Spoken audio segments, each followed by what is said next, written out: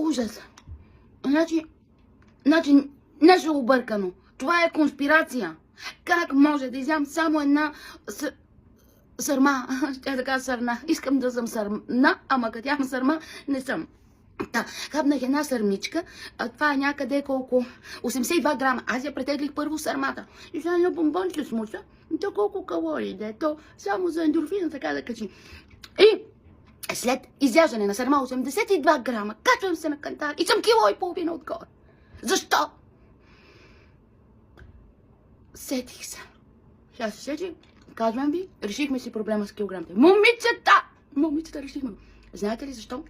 Защото всъщност чувството за вина тежи като улов. Значи за една сърма 82 грама, кило и половина, значи чувството за вина е някъде кило и 420 грама.